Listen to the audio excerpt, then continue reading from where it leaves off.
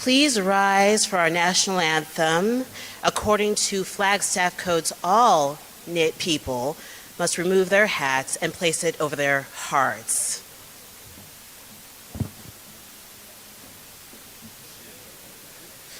Unless you got pins in place, because I understand how long it took to lay down those edges.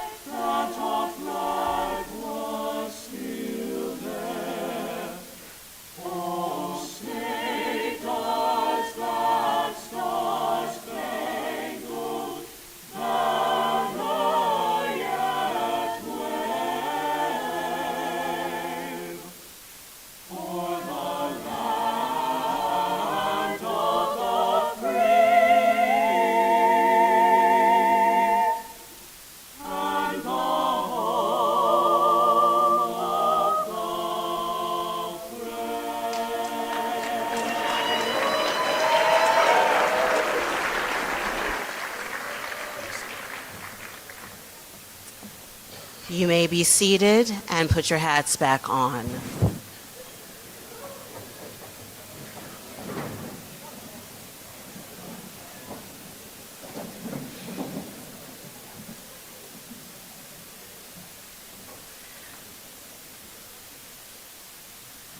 Welcome to this place and this magnificent day. And could we have asked for any better weather? Let us pray. Please open up your bulletins to the litany. Creator God, you have brought us here to learn.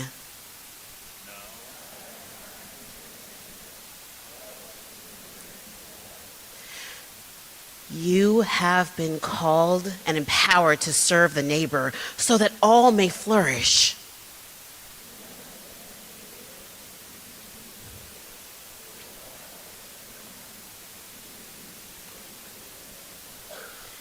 As individuals, you are distinctive, value-driven, innovative, and ambitious.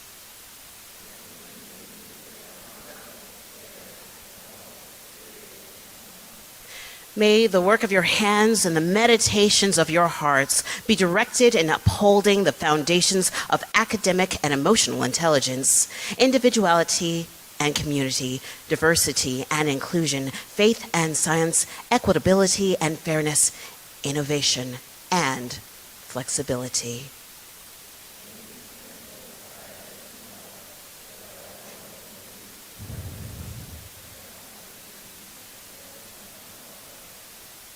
In the holy name of the one who calls and creates us all, may you have the faith to dream of a better world and a better life for all who are created in the image of our God.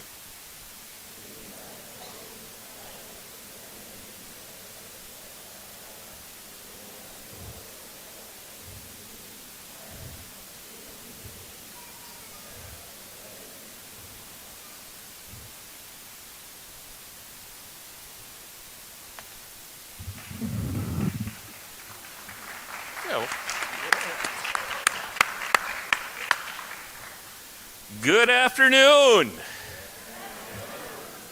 Hey, are we ready to celebrate a great day or what?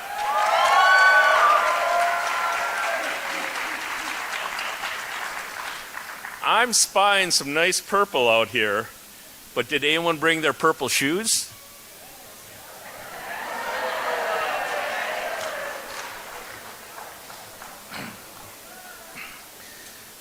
Today we are not only celebrating the 122nd commencement ceremony for Waldorf University, but this is also the 15th anniversary of conferring degrees to our online students and 10 years of conferring degrees to master's students. So congratulations, all you graduates.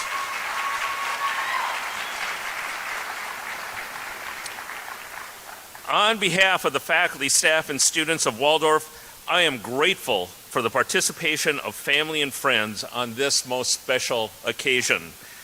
In particular, I would like to welcome those of you who are joining us via live stream. At this time, I'd like to ask all veterans and active duty military to stand and be recognized.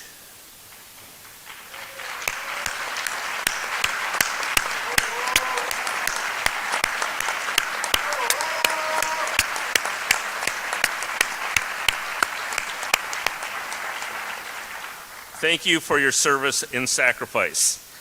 Additionally, I would like to ask all fire, police, and emergency personnel to stand and be recognized.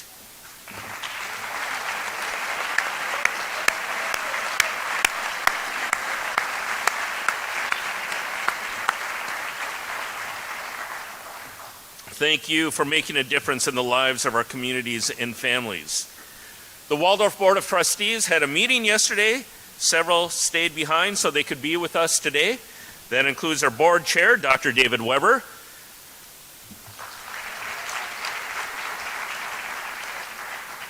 Dr. Ardrell Evans, Mr. Ray Beebe, and Dr. Chris Meyer.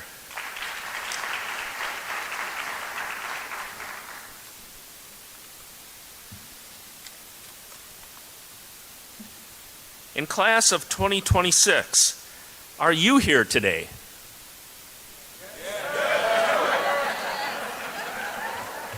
I got to try that line again. Class of 26, that's you guys, by the way. Are you here today? There we go. We are ready to celebrate the accomplishments of 804 graduates today. They will not be all crossing the stage this afternoon. It'll be okay. All of these students dedicated themselves to successfully achieving one of life's most important milestones, a university degree. This accomplishment will always be a part of their life's record and is a source of pride for these exceptional graduates and for all of us who have assisted in this achievement. Students, this is a great day for you, but you did not get here alone. You are surrounded by your family, friends, faculty, staff, and your classmates. There are others who are unable to attend today that hold you in their thoughts at this very moment. These are people who supported you during these important years of your life. They love you, they believe in you, and they want the very best for you. With a red rose, we also recognize those who are no longer with us to celebrate this moment, but are here with spirit. Let's take a moment. So graduates, I want you to take a moment to think about all these people who inspired you and are the most proud of you right now. It might be a parent, a child, a sibling, or a friend who is here with you today. It may be a Waldorf professor, coach, or staff member who would not let you fail. It could be someone who is no longer with us, but whose memory motivated you during long nights of study. It could be a grade school teacher, a pastor, or a friend who has no idea about the impact he or she had on your life. But I want you to take a moment right now to think of that person and what that person has meant to you at this very moment. And on the count of 3, let out a cheer, an amen, a hoorah, a woohoo, a hey diddly ho, whatever you have inside of you. And give it up for those who motivated you to this achievement. Are we ready? Okay, I can trust you this time? Okay. 1, 2, 3.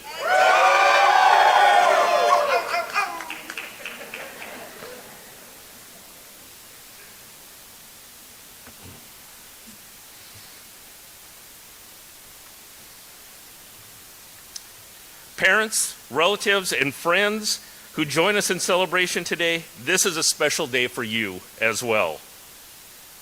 As you watch a loved one cross the stage, you may feel compelled to clap, cheer, cry, perhaps faint as he or she crosses the stage. And that is fine here. We are here to celebrate.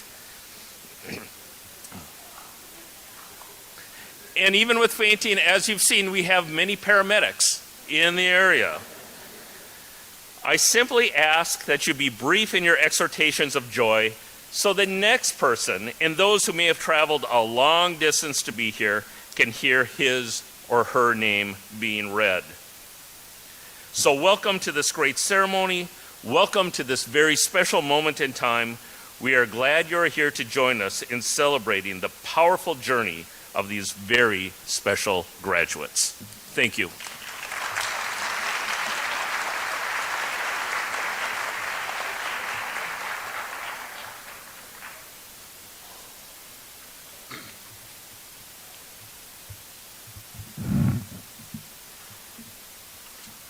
Hello. Welcome families, friends, faculty, staff, and esteemed guests.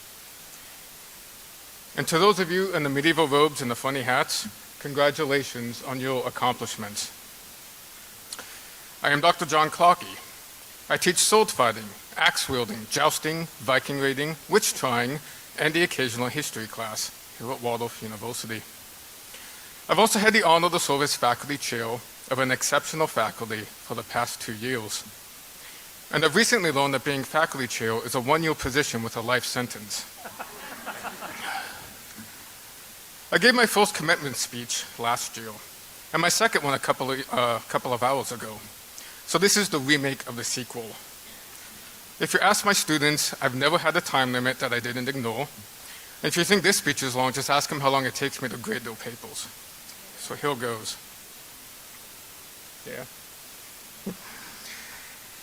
As a medieval historian, it's especially exciting to have an actual Viking up here graduating.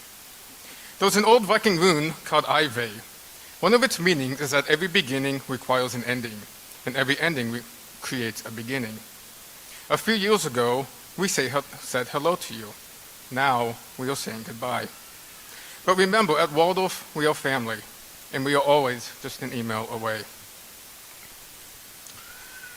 Dexter Holland is the lead singer of The Offspring, a SoCal punk band that sold over 40 million albums. I own 3 of them. In the middle of that, he also earned a PhD in biology. I cannot say the title of his biology thesis. He once sang, "There's more to living than only surviving. Maybe I'm not there, but I'm still trying." On the field, the court, the ice, the stage, and in the classroom, you've survived, you've thrived, you've failed, and more importantly, you've achieved. You've grown through each and every challenge you've overcome at Waldorf. But in the long run, what does it all mean? Almost 900 years ago, in 1135, the medieval monk Henry of Huntingdon wrote in his epilogue to his History of England. Already, 1 millennium has passed since the Lord's incarnation. We are leading our lives, or to put it more accurately, we are holding back death in what is the 135th year of the second millennium. Let us, however, think about what has become of those who lived in the first millennium around this time, or in the 135th year. In those days, of course, Antonius ruled Rome with his brother Lucius Aurelius, and Pius the Roman was Pope. I ask myself, tell me, Henry, author of this history, tell me, who were the archdeacons of that time? What does it matter whether they're individually noble or ignoble, renowned or unknown, praiseworthy or disreputable, exalted or cast down, wise or foolish? If any of them undertook some labor for the sake of praise and glory, what when now no record of him survives any more than that of his horse or his ass? Why did the wretch torment his spirit in vain? What benefit was it to them? Who came to this? Henry of Huntingdon brings up the question of legacy. What will remain of us here in this place next year, in 10 years, in 100, or 1,000? There will be a time for each of us when our name is spoken for the last time in history. What meaning then do our lives have? The Epic of Gilgamesh, the oldest recorded story, reminds us, "Ever do we build our households, ever do we make our nests, ever do brothers divide their inheritance, ever do feuds arise among the land. Ever the river has risen and brought us the flood, the mayfly floating on the water. On the face of the sun its countenance gazes, then all of a sudden, nothing is there." The Epic of Gilgamesh reminds us of the beauty within the patterns and cycles of life, the joys, failures, accomplishments, trials, and precious moments we experience each and every day. There was meaning in these. There was a legacy.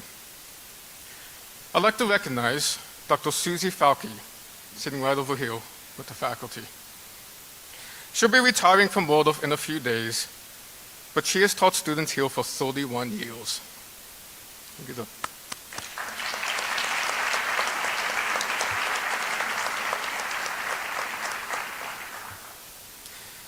If my math is right, that means she started here in 1995. Or as my son would say, the 90s, that's so last century, Dad. And while she is passionate about literature, she was equally passionate about gardening.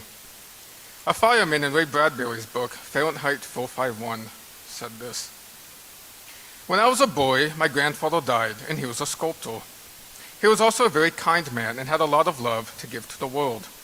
And he helped clean up the slum in our town, and he made toys for us, and he did a million things in his lifetime. He was always busy with his hands. My grandfather said, 'Everyone must leave something behind when he dies. A child, or a book, or a painting, or a house, or a wall built, or a pair of shoes made, or a garden planted. Something your hand touched some way, so your soul has somewhere to go when you die. And when people look at that tree or that flower that you planted, you are there. It doesn't matter what you do,' he said, 'so long as you change something from the way it was before you touched it into something that's like you after you take your hands away. The difference between the man who just cuts lawns and the real gardener is in the touching. The lawn cutter might not as well not have been there at all, but the gardener will be there a lifetime.' For the last few years, we watched you and celebrated as you wrote papers, gave presentations, completed research, performed plays, sang songs, shared stories and poems, won races, scored runs, goals, baskets, aces, and even some touchdowns. We shared countless meals, prayers, laughs, midnight emails, conversations, long tangents about Star Wars, I'm sure, as well as challenges, failures, and achievements. The little things each and every single day. This is how you have changed us. This is your legacy here. Waldorf is a special place because of you. On the flip side, we've spent the last few years teaching, mentoring, and guiding you to become the most excellent version of yourself. Teaching you to think critically, to question everything, to demand evidence, to listen to others with the purpose of understanding and learning from them, to determine what is true from what is false, to resolve problems rather than win arguments, to never stop learning, to be better today than you were yesterday, and to know what you value and why you value it. That is our legacy that we leave in you. The world you're going into is so different than the one we graduated into. But that's the fundamental law of nature. It's always changing, always has, and always will. So what to do about this brave new world that you are headed into? Dante Alighieri wrote, "Light is given to you that you may freely judge and choose the good or evil. And should free will grow weary in the first battle with the stars, foster it well, and it will win the day. You men lie subject to the one who made you free, a greater force, a better nature, who formed your minds without the planet's aid. Thus, if this present world has gone askew, look to yourselves, in yourselves lies the cause. You have both the ability and the responsibility to face the problems of the world that we and those who came before us created, to shape the world in new ways. But this isn't accomplished by the great conquest and catastrophes that you read about in dusty old history books. It's in the everyday interactions that you have with others, with your friends, your neighbors, the people around you. A kind response, a listening ear, a word of encouragement, a helping hand, a seed planted. Jesus taught us to love our God with all our heart and all our soul and all our mind, and to love our neighbor as we love ourselves. Love, acting for the good of another without expecting anything in return. The smallest mustard seed turns into the largest tree, and the world is your garden now. Every time you interact with someone else, you leave them changed. You leave them just a little bit like you. As water reflects the face, someone's life reflects the heart. The effects you have on the world and the way you will shape it are a direct reflection of who you are. So who are you? You are now and forever a Waldorf warrior, a Waldorf graduate. Thank you, God bless you, and congratulations.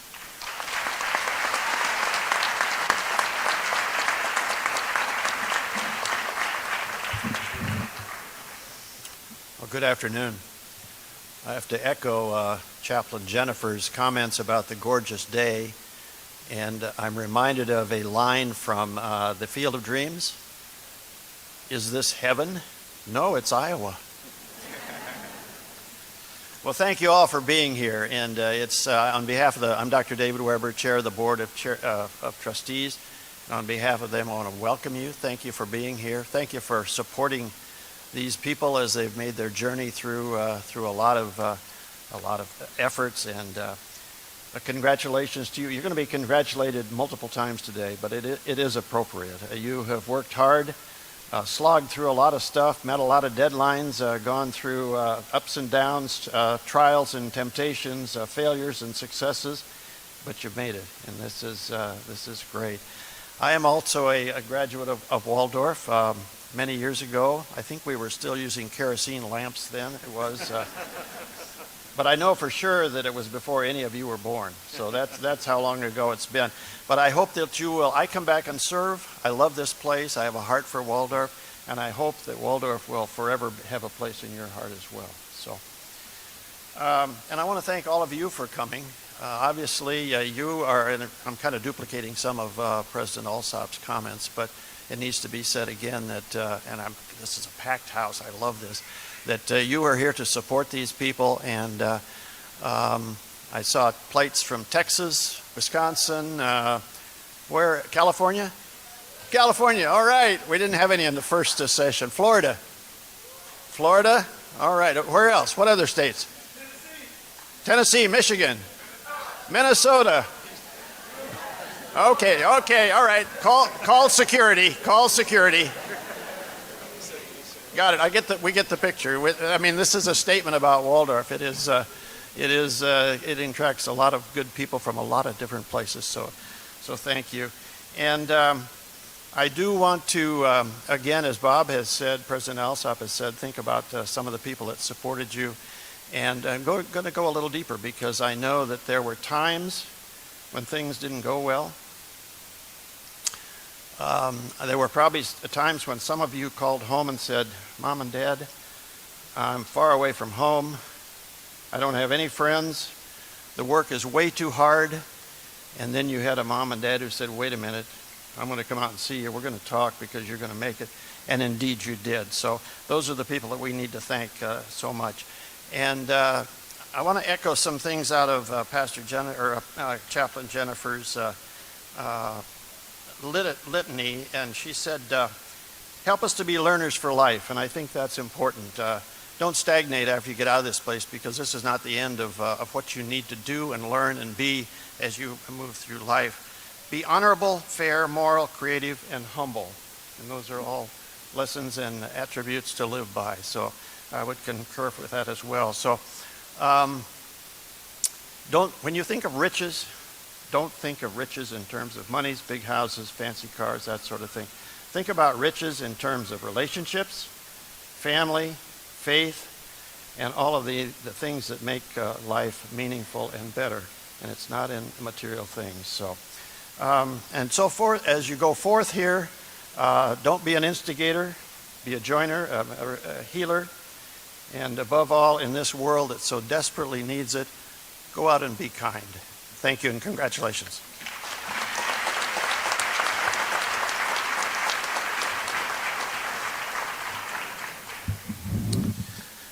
Before I announce the President's Award, I'd like to acknowledge several faculty and staff members who received awards at our Faculty Staff Appreciation Dinner the other night.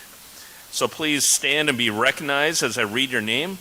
The Holman Award for Service went to Dan May, who's probably behind the board there. He still is. The Holman Award for Professional Development went to Keith Eischen and Sarah Poppy.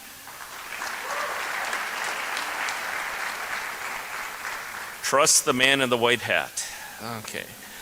Online Faculty Viking Award went to Professor Denny Gilbertson. The Online Staff Viking Award went to Cameron Bordelon. This is an important one. We call this the Potty Award, Professor of the Year. And that went to Dr. Melanie Harms Espelend.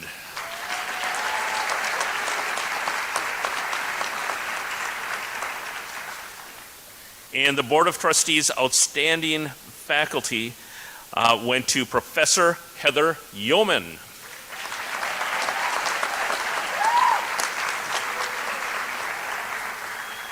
We also want to recognize and celebrate the retirement of Dr. Gary Will, Becky Stummy, Nurse Mary, and Dr. Suzanne Falke.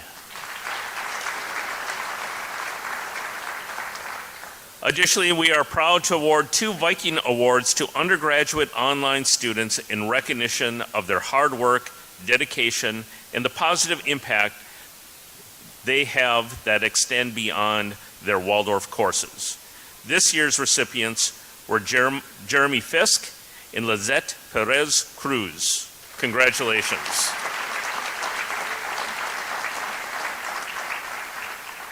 The President's Award honors a senior student whose record exemplifies outstanding academic achievement, exemplary leadership, exceptional character, high integrity, and a commitment to serve beyond self. This year's recipients are Julia Southwell and Vincent Krieger.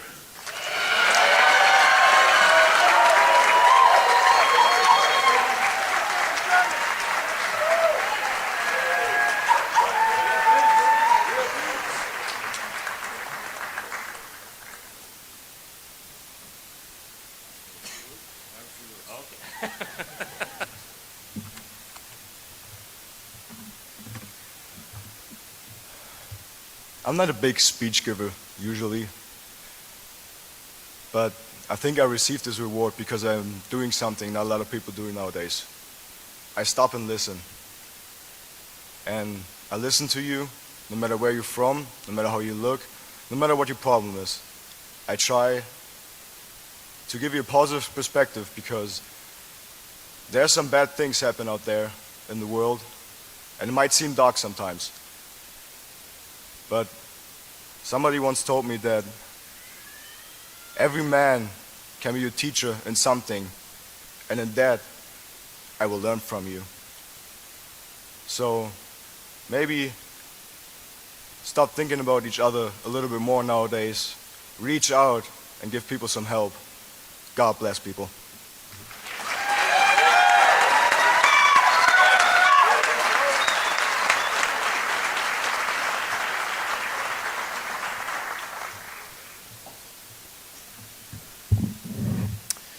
Good afternoon, everyone. My name is Mike Gatlin, and I'm the Vice President for Academic Affairs at Waldorf. And graduates, congratulations on reaching this milestone.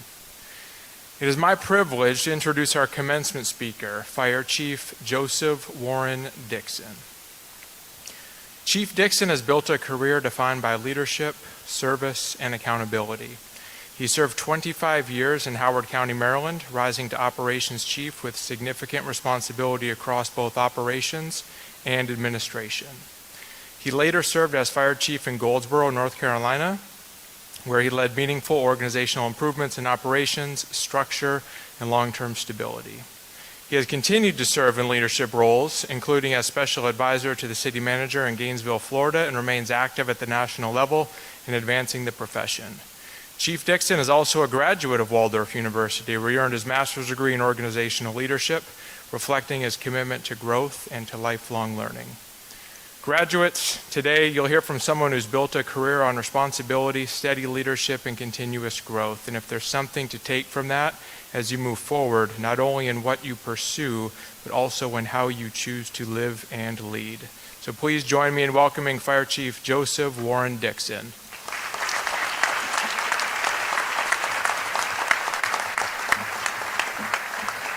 Good afternoon, everyone. One correction, that was my master's that I earned here at Waldorf. And for those of you that saw the president's shoes, I don't know, I think it's because I'm not on the faculty. Did you see those spikes on those shoes? I've had to walk beside him and sit beside him with those things, but it's okay. So, giving honor to God for the marvelous things he has done, including this day he has made. President, provost, board chair, faculty, honored guests, proud families, and most importantly, you, the graduates of Waldorf University, I congratulate you. I am Joseph Dixon, born of Dorothy Jean, the Reverend Dr. Dorothy Jean, and the very Reverend Virgil McPherson Dixon, raised in the age of hip hop. For those of you, I look around the room, maybe you know some of these names: Curtis Blow, Grandmaster Flash, LL Cool J, the Beastie Boys, Run DMC. That was me. And I'm a survivor of the drug-infested streets of Baltimore, Maryland, during a time that inspired The Wire. It's an acclaimed series. If you haven't watched it, you can go and see it. But currently, I serve as chief of the Baltimore County Fire Department, where approximately 3,000 combination department, one of the largest in the United States, 3,000 people, over 50 stations, Korean volunteer, serving just about 1 million people over 600 square miles. And I say that not to brag, of course, but because I share with you today, it's a very diverse group here, the street corner and the corner office experience and insight. I'm going to share just a few stories, and I'll be out of your way, and I also want to let you know we're hiring about $60,000 a year. If you need jobs, make sure you look me up. But I'm joined here today by my wife. Please raise your hand, dear, if you. And we are humbled, yes. As I mentioned earlier, that's another thing you should learn. You got to check that box. And we're humbled to be a part of this very special day for you, your special day, a day of celebration, and a day that symbolizes new beginning, as well as a day of reflection. In 1903, Reverend C.S. Salveson transformed the Fair Hotel into a Christian college devoted to education, character, and service. Waldorf College, now university, has stood here in the heart of Forest City for more than a century, and it endures as a place where education and purpose meet. Lux Advertus, that's your seal. Some people didn't know that. Light and truth. Light reveals, truth guides. You, our newest graduates, will take many paths. We know that. Years from now, some of you will be famous, some rich and famous, and many of you sought after in your field. It is my prayer that regardless of your status at any point on your journey, you all remember the same calling placed on every Waldorf graduate. I pray you remember the call to serve. Lux, light. In many ways, education is a form of light. What occurs within the classrooms here at Waldorf or online is illumination of the mind, the heart, and the spirit, providing light so that you can not only see your way, but you can also help others find theirs. Dr. Cheryl, again for you. In a small coastal town, there stood no lighthouse. For generations it had guided ships safely through the fog and darkness that rolled in from the sea. But one winter night, a violent storm knocked out the power across the entire town. The lighthouse went dark. Most people stayed inside, hoping, waiting for the storm to pass. The keeper, old man John, had recently fallen ill, but he had taken a liking to a young man named Christian, a young man that cleaned floors at a local factory to help support his large family. He had imparted in Christian the importance of that lighthouse for sailors in search of safe passage. Christian often heard him say, "Light is hope for someone you will never meet, you may never meet." It was this that inspired Christian to grab an old lantern, make his way to the lighthouse through the wet, stinging rain, every step heavier than the last. And when he finally made it to the lighthouse, he was cold and tired, but still began climbing the steep spiral stairs until he reached the top.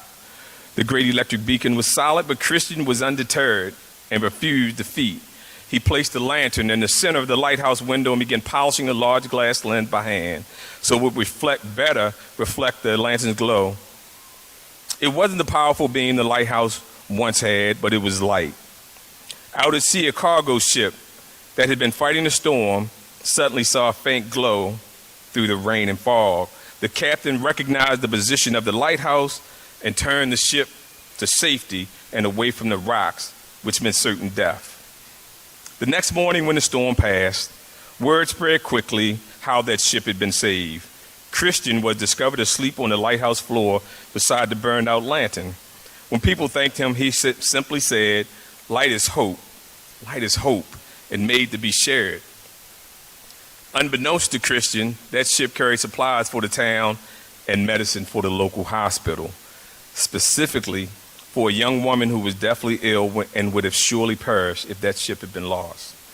Her father was the wealthy owner of the factory where Christian worked.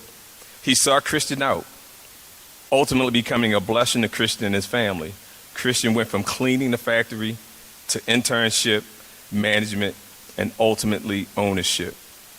After marrying the young woman his actions saved.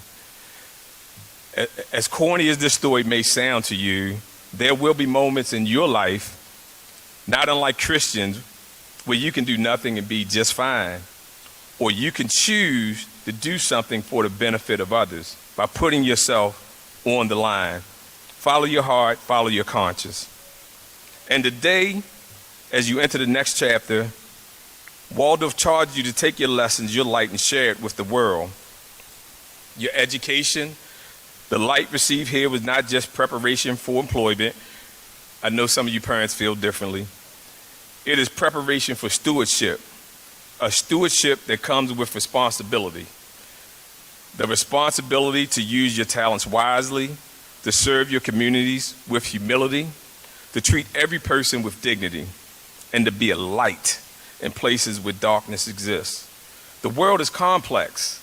There will be challenges that test your patience, moments that test your faith, and decisions that test your character, distort the truth, and seemingly dim your light.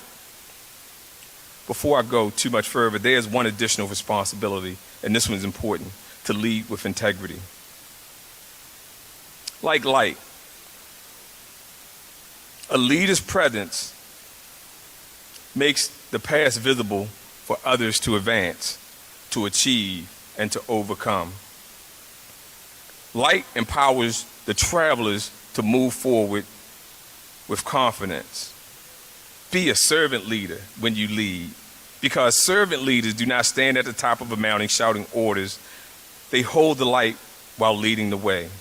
Well, Mr. Joe, how do I become a servant leader? I'm glad you asked. When you stand tall at the intersection of responsibility and sacrifice, regardless of your occupation, the number of followers, or your bank account, when you step forward as ever step back, when you are the voice of reason at the center of political dissension, when you comfort the grieving, protect the vulnerable, and rebuild what has been broken, yes. It's not about what you say. It's about what you choose or choose not to do. Your actions speak louder than your words. Servant leadership requires skill, courage, empathy, and discipline, and absolutely character. Character because each of you will eventually encounter moments when the rules are unclear, when the pressures are intense, when decisions must be made quickly, and the consequences are real. In those moments, training matters, experience matters, and who you are matters. And you are who you are when no one is looking.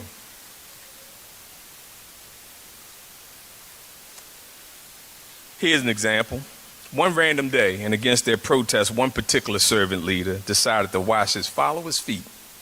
Not for recognition, not for applause, not for clicks, and not for likes, but so that others would see, understand, and be inspired to humble themselves for the greater good. That is the essence of servant leadership. Empathy over authority. Servant leaders do not seek the spotlight. You are the light. They illuminate the path so others can find their way. But even with the light, there remains the need for a compass, and that's the other word on that seal. The compass can be found in truth. Veritas. Truth is important because it is the foundation on which trust, progress, and justice are built. Without truth, individuals and societies lose the ability to make sound decisions and hold one another accountable. I'm okay, Mr. President. One could argue that there has been a movement, a shift, perhaps a societal reversal of values in these United States. Anti-immigration policies, normalization of sex, violence, greed. It's what we see in advertising and pushed across the airways. Some of y'all still have Diddy and Lil Nas in y'all playlists, I'm sure. But it's okay. Isaiah 5:20 says, "Be wary of those who call evil good, darkness light, and bittersweet." And the day being 5:2, Joe says, "Be wary of a society that has lost its compass, a society that has devalued the truth." The absence of truth makes it difficult to trust. In any type of relationship, we rely on honesty to feel secure. When truth is present, confidence grows. When it is absent, suspicion and division take its place. So to be clear, truth guides good decisions. Truth creates accountability by equipping you to evaluate actions and hold others responsible for their behavior. Truth gives life integrity and meaning. Truth matters and will continue to matter. And truth also has a way of coming into the light. There was a dad that just happened to be the lead developer of an AI-based lie detection initiative, large corporation. He had a prototype in his study when he noticed his son wasn't home. So he decided to put it through some paces and have some fun. He rigged it so that if deception was detected, the lights in the room would blink. When the son came home, Dad called him into his study and asked, "Where have you been?" "The library." The lights blinked. "Son, that's not true. Where were you?" "I went to the movies." The lights blinked again. Dad explained what was happening and asked again with that serious look, and the voice says, "The truth." The son says, "Dad, I'm so sorry. I had a few drinks with the guys, then we went to a frat party, smoked some weed, the baby oil came out and it turned into a freak off. I'm sorry. I was just, oh, that got your attention? I'm sorry, Dad. I was just curious. The dad is furious. It's hard for me to believe that a son of mine could make such bad choices, because I would never do anything like that." The lights blinked. During that last exchange, the mom had just entered the room. She said, "Honey, you know I still have Polaroids, receipts, and eyewitnesses to your bad choices. And that was mean what you said, because we both know he's your son." The lights blinked. Okay. So a vacant building, a moment of uncertainty, a leader who saw possibility, a vision that turned an empty hotel into a place where generations of students like you could discover their calling. The stage has been set for you, and the curtain now rises. When you encounter challenges, see possibility. When you face darkness, bring light. When you are confronted with uncertainty, seek truth. And when the world needs leadership, needs your light, you shall step forward with humility, courage, and faith. Because the measure of a Waldorf graduate is not simply what you achieve, it is how you serve. It is how you lead. It is how you meet the challenges that will inevitably come. And it's the choices that you make, again, when no one is watching. We live in a world filled with noise, correction, bonus. And this is another one that, when I sent this actually to the president, he was like, but it's okay. It's okay. So bear with me. Now's a good time to get effed up. Not like that. Not like that. Yeah, that got your attention too. But here it is. Focused on a foundation of faith, family, friends, finances, fitness, and fun. Those are my F's that I build my life around, because we all believe in something. If you believe, if you are Christian as I am, and whatever your faith is, we all believe in something. But faith, what do they say faith? I saw a family, raise your hand, and it was so beautiful to me. They were praying with their child before they came in here. Where you at? Are they out there? You don't want. Anyway, it was a wonderful scene when they were right outside the basketball hall. But again, prayer. But faith is the substance of things hoped for, the evidence of things not seen. But if you're not a believer, faith is still a necessary component for personal motivation and goal achievement. And you all have family. You can't choose your family. Even the black sheep in your family, the one that shows up at the cookout, never brings anything. You can't choose them. They're still your family.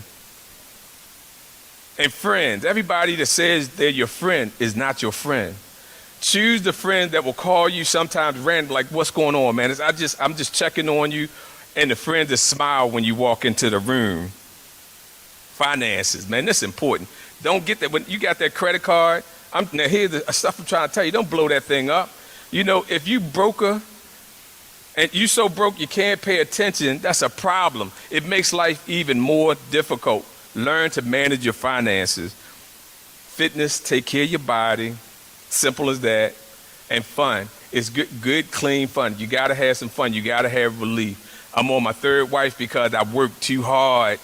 I did. That's the last one, y'all. This is the last one. I promise, Dick. I love you so much.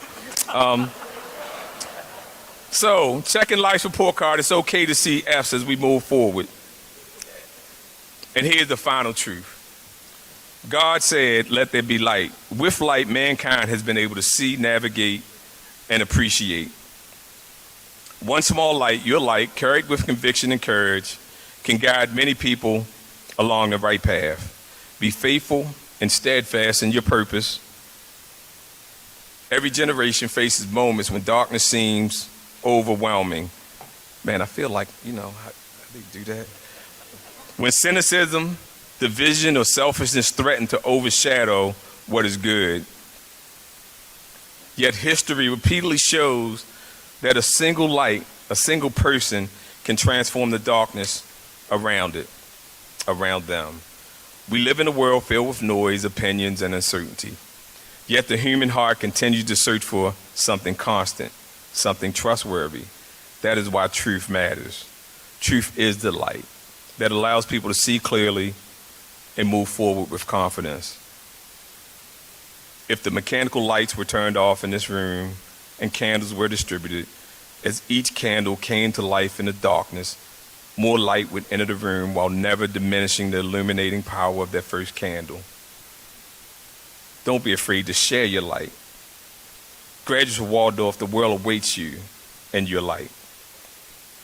Even if you find yourself in what may feel like the valley of the shadow of death, know that the presence of that shadow also confirms the presence of light. And where there's light, there is hope. May you walk forward with discipline, integrity, and compassion. May you honor the dignity of every person you encounter.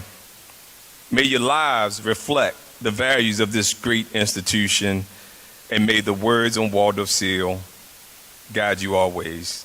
Lux et Veritas, light and truth. Congratulations, 2026 graduating class of Waldorf. One second. Go forward, serve well, and live well. May God bless our nation. May He bless this beloved institution, and may He bless and keep each one of you.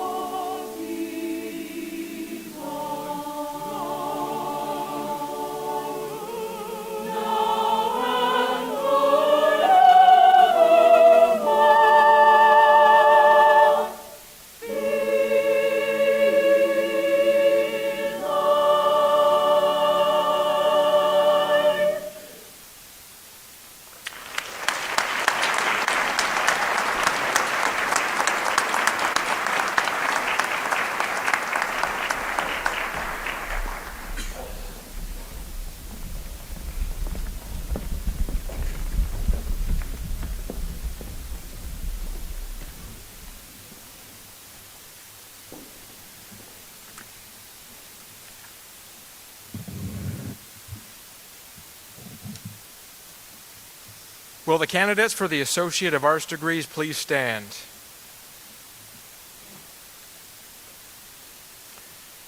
Dr. Weber, these students have completed all requirements for the Associate of Arts degree, and I am pleased to present them to you at this time for the conferring of the degree. By the authority vested in me by the Waldorf University Board of Trustees, and upon the recommendation of the faculty, I confer upon each of you the degree Associate of Arts with all the rights, privileges, and responsibilities pertaining thereto. Please come forward and receive your diploma. With the exception of the first row, all candidates may remain seated.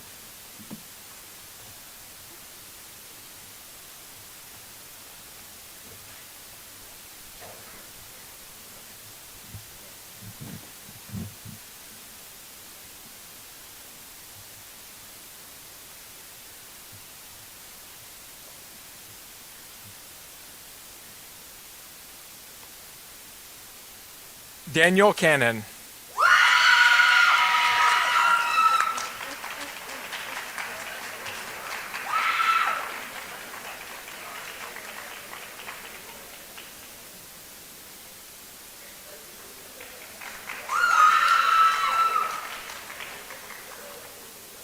Rick Landry.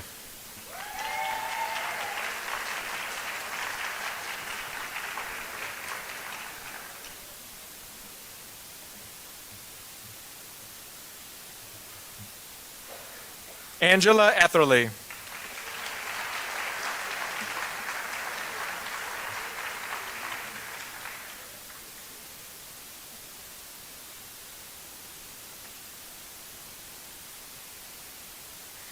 Patricia Mungia.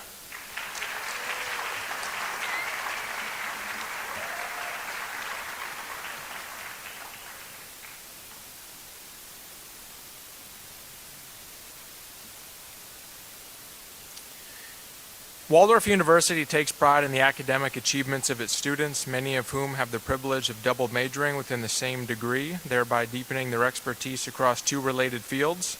It is a rare and commendable accomplishment for a candidate to walk in a commencement ceremony while earning a Bachelor of Science degree and simultaneously receiving a Bachelor of Arts degree in another, often complementary discipline. In this case, a Bachelor of Science in Criminal Justice with a Bachelor of Arts in Psychology. Such an achievement exemplifies the dedication, interdisciplinary skills, and academic excellence that we celebrate today. It is my distinct honor to recognize one such exceptional individual, Grant McClement. Please stand to be recognized for your achievement.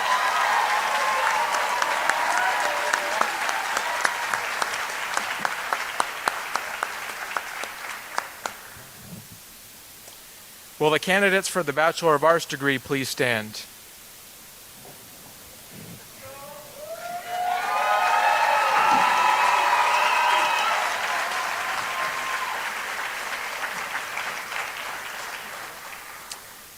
Dr. Weber, these students have completed all requirements for the Bachelor of Arts degree, and I am pleased to present them to you at this time for the conferring of the degree. Let's go.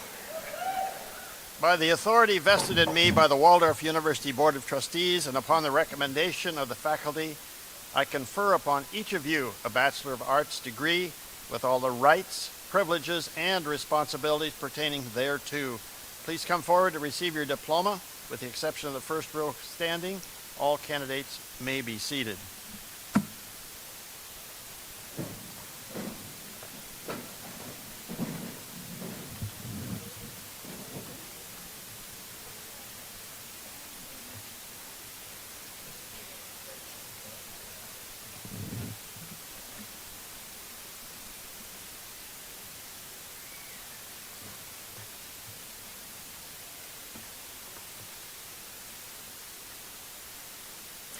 Rochelle Gadsden.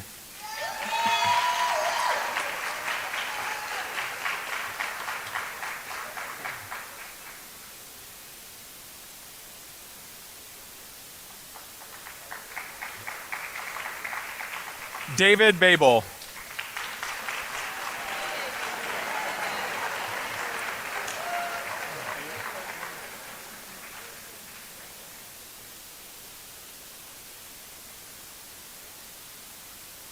Lewis Williams.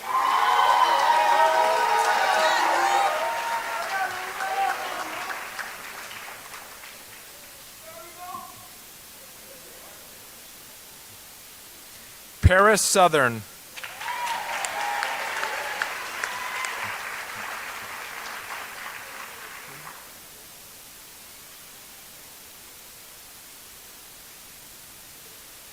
Chloe Demetruk.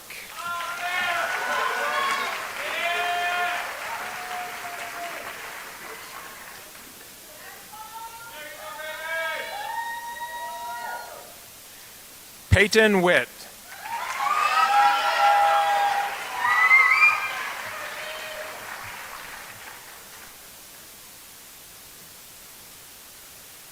Christian Guerrero.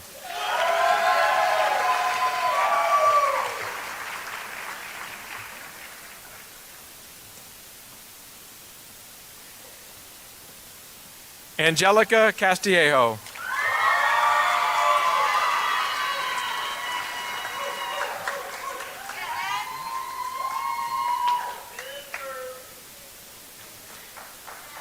Derek Williams.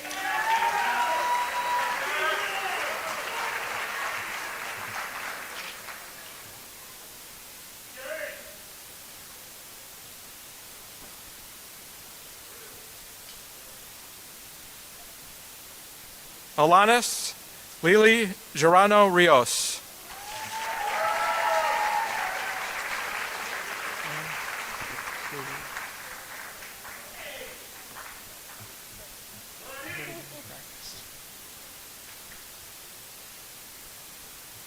Laura Marino Baltazar.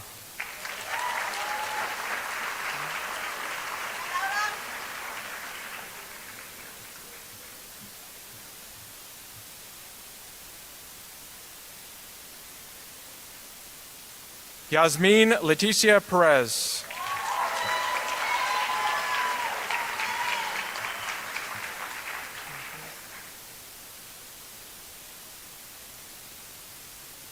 Nick Graves.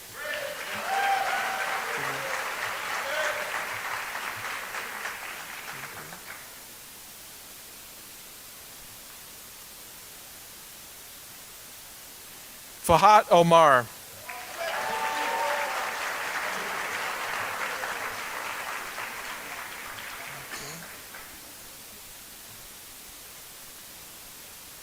Anthony J. Raymaker.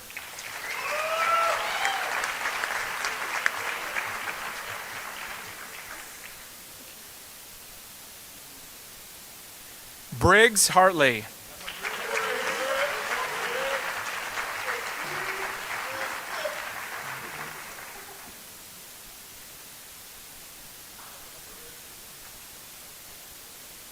Caden Abully.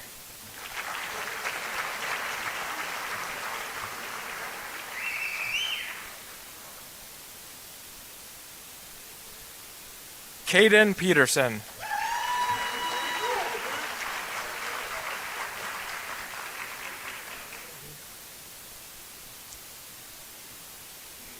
Dalton Thorson.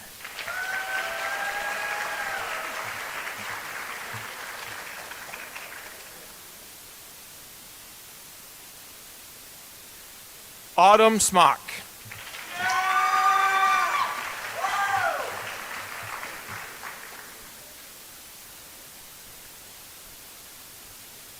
Brandy Peck.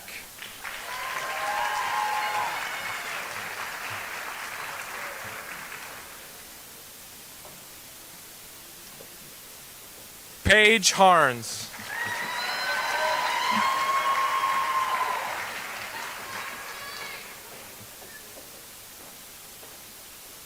Olivia Cross.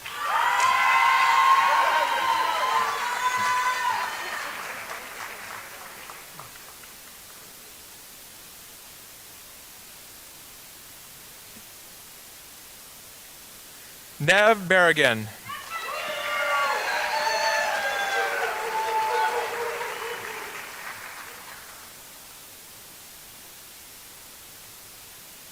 Paige Spaterico.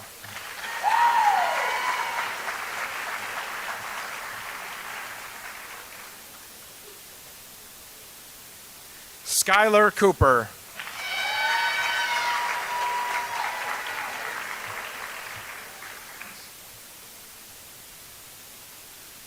Tyson Sample.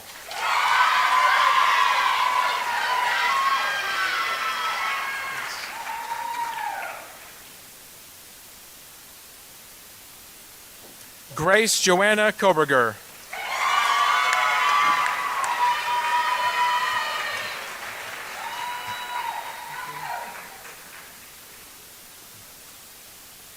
Dion Lopez.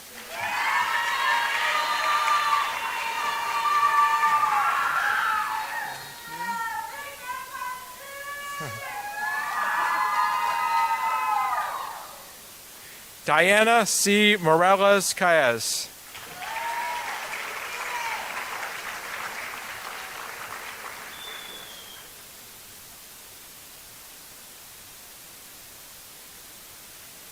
Arnoldor Stephenson.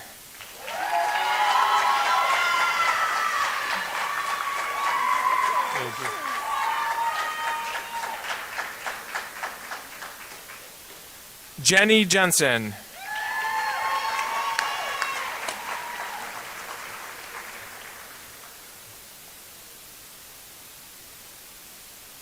Ryan Kaufman.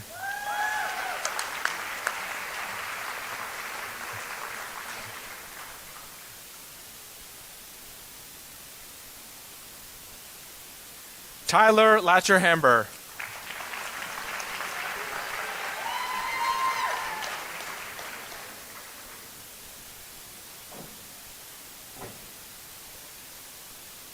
Jeffrey Herman Dick.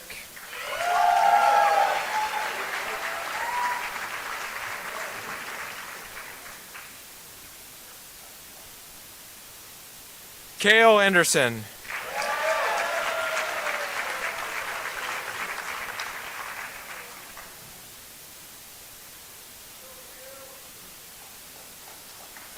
Jeremiah Amador.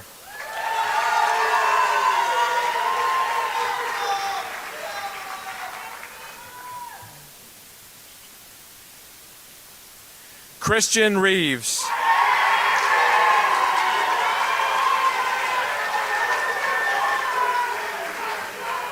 Congratulations, Vincent.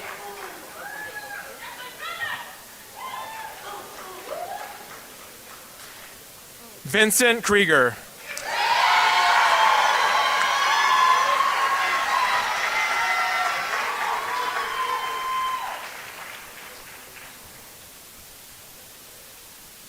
Aiden Dyson.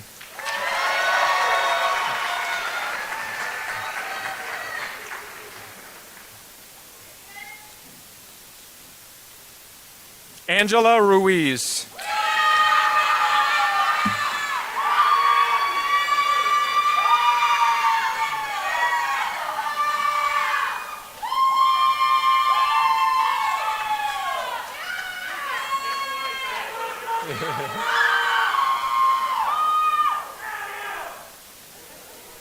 Brooke Prowley.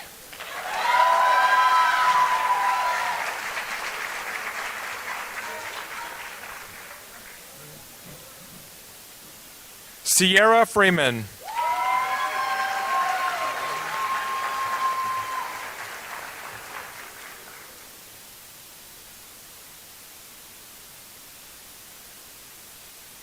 Robert Darnell Beal III.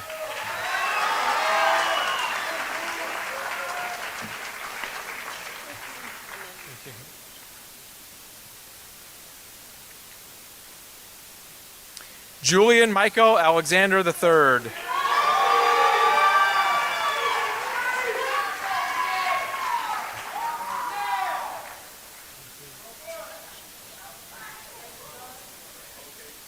Ernest Keyshawn Stanley.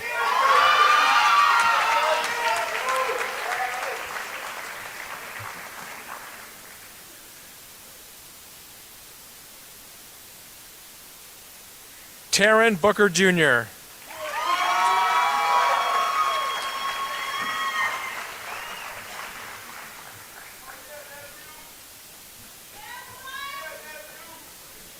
William George McAdams.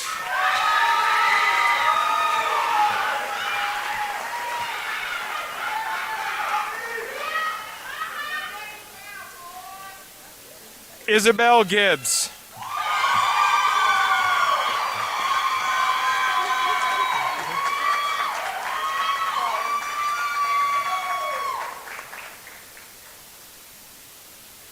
Jillian Carduce.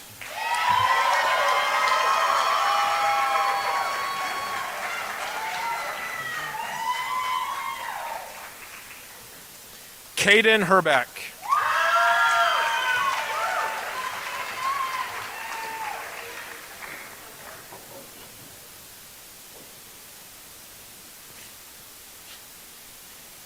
Fisher Nagel.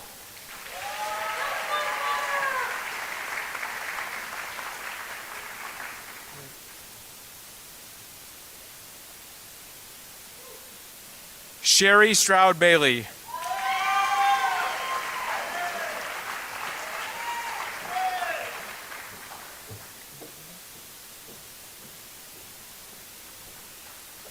Willie B. Wilkes II.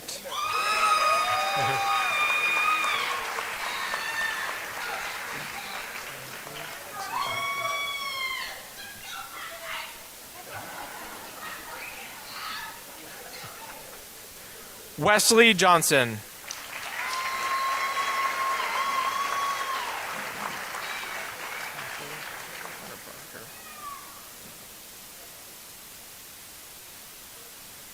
Connor Parker.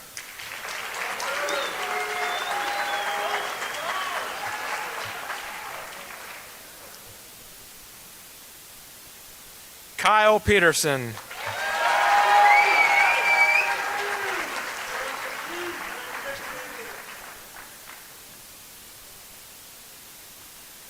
Anthony Toulouse.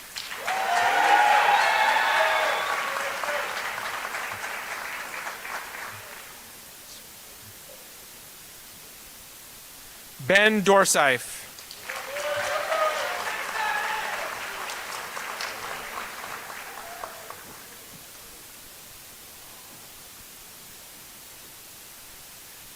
Grant McClymont.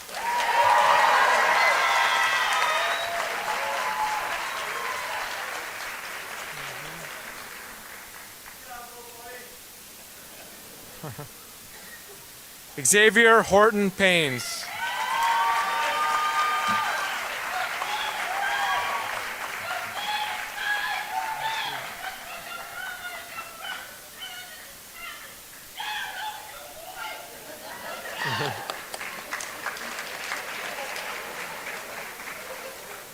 Marcel Smith.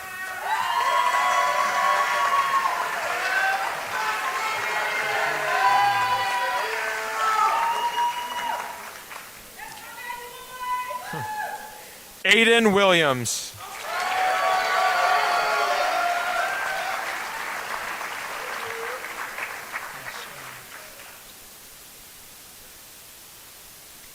Ricardo Castillo.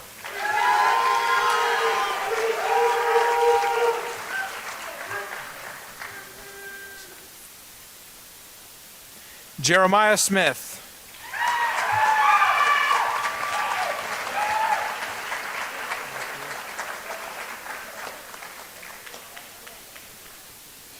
Marcus Arthur.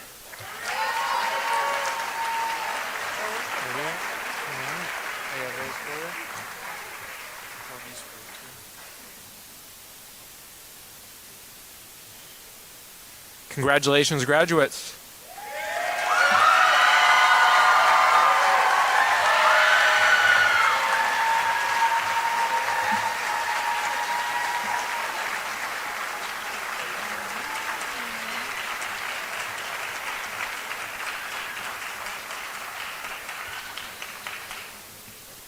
Things just got real, graduates. Let's give it up for them one more time. Congratulations.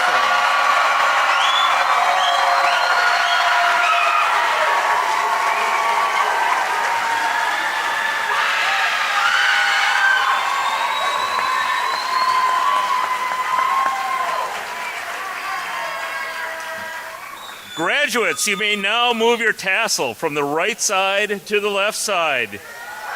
You are officially, now and forevermore, Waldorf alumni.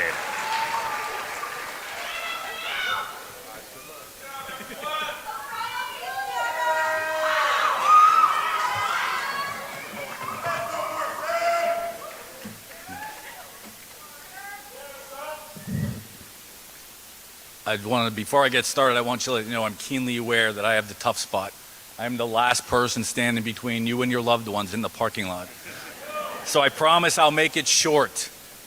I got it out in 38 minutes this morning, so we're in good shape. It's an honor to stand you before. First of all, my name is Jeff Derling, and it's an honor to stand before you today as a fellow warrior and the president of the Waldorf Alumni and Ambassadors Council. We're known as WAC. Chief, I learned from you today. My wife is also in the audience right here.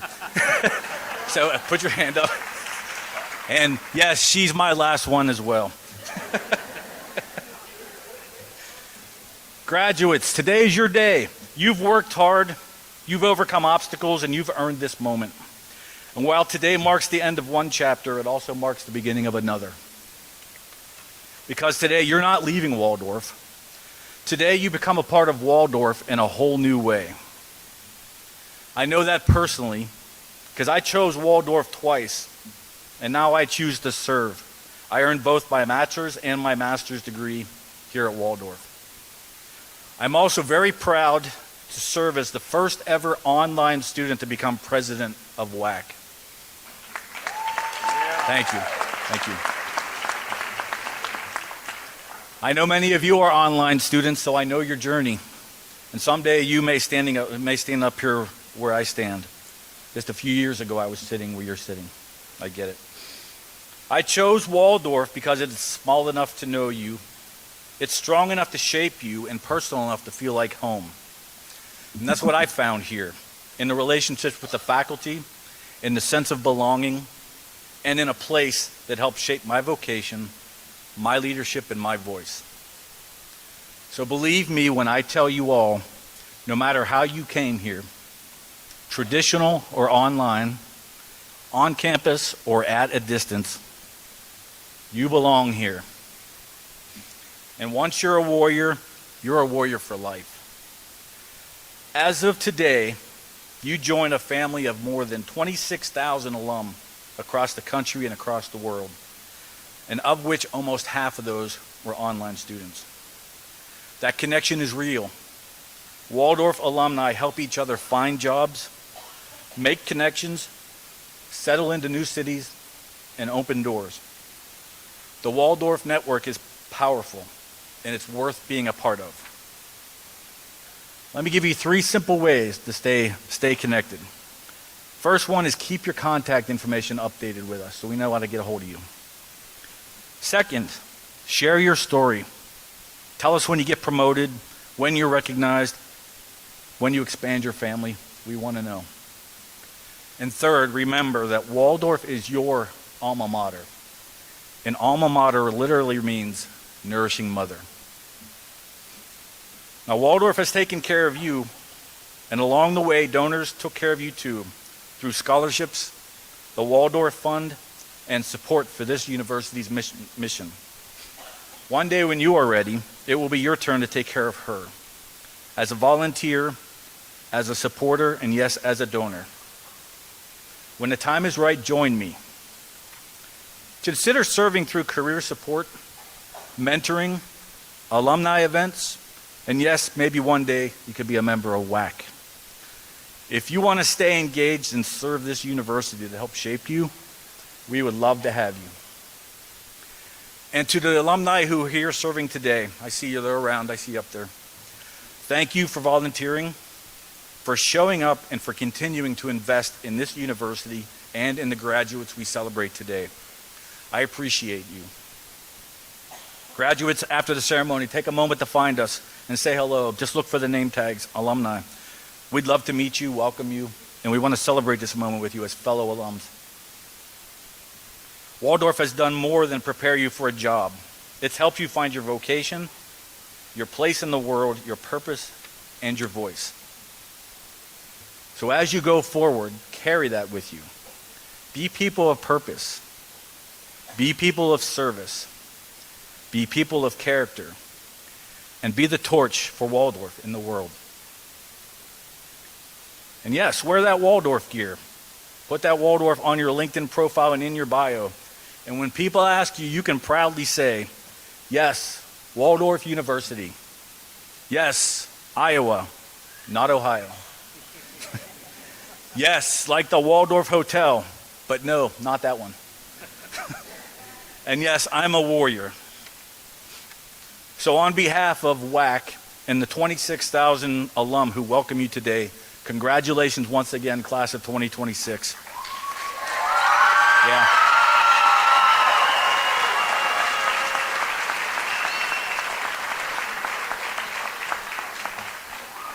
"36 more minutes and I'll be done."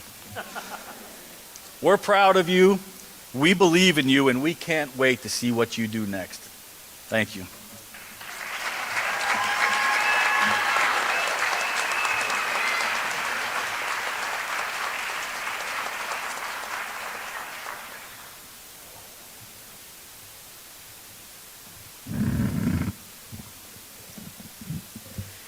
When you stand with giants, please rise as you are able for the alma mater.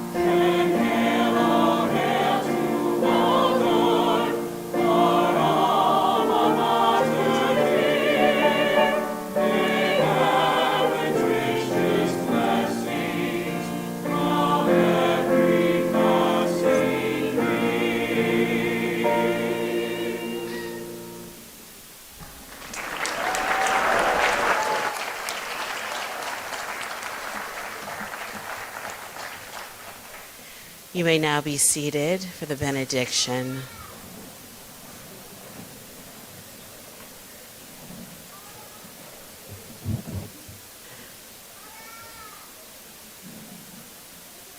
To the graduating class of 2026,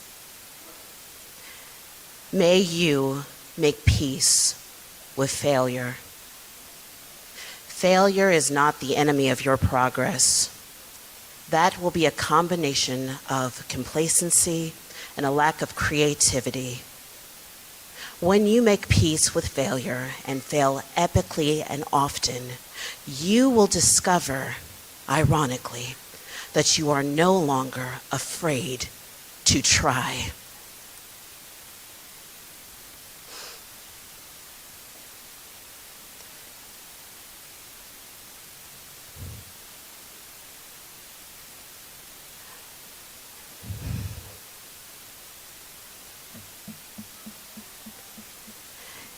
You may fail at every single thing that you try, and it will break you open, and it will break you down. But find your people and find a soft place to land and cry. And then pick yourself back up just like Jesus Christ did on that third day. Do not be afraid to fail. Now may God bless you and keep you. May God watch over you and keep you safe. May God guide your every step. May you always know of God's unending love for you. Graduating class of 2026, congratulations. You did it.